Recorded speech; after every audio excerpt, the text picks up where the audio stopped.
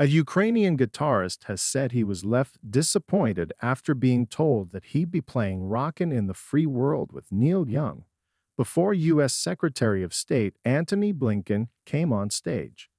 Mr. Blinken, 62, made a surprise visit to Kiev to reassure Ukraine's President Volodymyr Zelensky of the continued U.S. support as Russia's offensive intensifies in the Kharkiv region.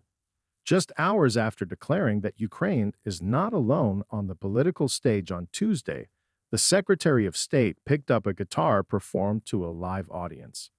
Armed with a cherry-red Gibson 335, Mr. Blinken arrived at Barman Diktat, a bustling live music bar in the heart of Kyiv.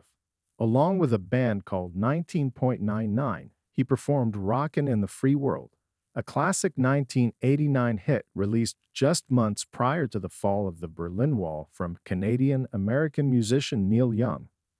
However, the band's guitarist, Arsen Gorbach, revealed that 19.99 were told that they'd be performing alongside the folk rock legend himself, and were disappointed when they learned it would be Mr. Blinken instead.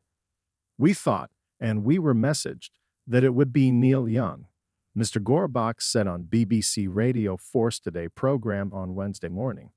However, before the gig, the band were in fact informed that they would be performing alongside Mr. Blinken, with the news seemingly leaving 19.99 dispirited.